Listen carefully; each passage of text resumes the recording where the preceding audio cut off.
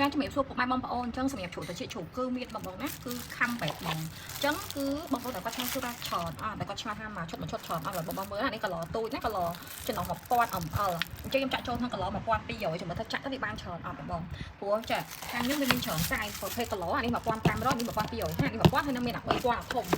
អញ្ចឹងខ្ញុំចាក់ចូលថាគីឡនេះវារៀងធំជាងនេះបន្តិចឯងលើសប៉ះគ្នា250ណាតែខ្ញុំចាក់ចូលមើលថាចាក់ទៅបានច្រើនអញ្ចឹងអត់ខ្ញុំចាក់បងមើលមក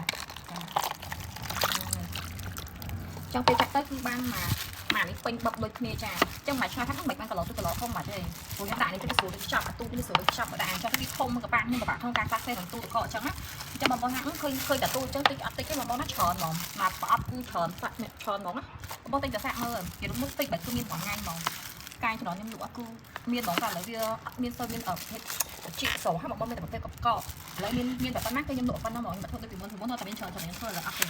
មាន10ប្រអប់10ប្រអប់មាន5ប្រអប់ចាមានប្រហែលយកប៉ុណ្ណឹងហ្មងបងអានេះត្រូវតែគឺលើពេញទៅដល់ចាំងហ្មងហើយចេញទៅក្នុងបច្ចុប្បន្នខ្ញុំកន្លះនេះតំបងបងណាមកឈុតវាមានបែបហ្នឹងហ្មងមិនមែនទៅតែ1គីឡបែបនេះអត់ទេគឺច្រើនបងខ្ញុំអត់បាត់លើអញ្ចឹងខ្ញុំដាក់ចេះ2គីឡមានតែគាត់យករូបភាពទៅផុសបន្តព្រោះเพจខ្ញុំមួយនេះគឺសម្បូរទៅដោយចោលរូបភាពទៅផុសបន្តអញ្ចឹងមកត្រូវការពេលតិចត្រូវការមើលមែនតើបងប្អូនមើលเพจមែនតើព្រោះអត់បានទេឡើយជិះបីតការរកស៊ីថតជិះបីតការរកស៊ី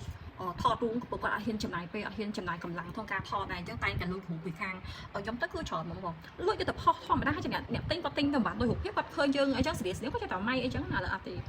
មុននឹងផុសអីមុននឹងអីគឺដាក់ logo ហ្មងចាដាក់ logo เพจមកហើយនេះមានតែគាត់ឲ្យភ្ញៀវខ្ញុំមិនដឹងមិនយូរទៅខ្លាចភ្ញៀវស្គាល់ចាខ្ជិលបិទ logo ខ្ជិលអីហ្នឹងមែនអញ្ចឹងមកបច្ចៈជ្រូកទៅជ្រូកមានជាឈុតមិនមែនមកប្រអប់ទៅបច្ចៈថាមកប្រអប់គឺចាក់មកគឺច្រើនបងណាខ្ញុំហ៊ាននិយាយថាច្រើនបងទិញទៅចាក់បានតែ2 3ចំណិត10 20ចំណិតទេបងយកមកវិញចានេះមិនមែន10 20ចំណិតទេបងមកកន្លោធំចាក់តែមួយចានគោហ្មងបងណាគឺច្រើនហ្មងខ្ញុំហ៊ាននិយាយចឹង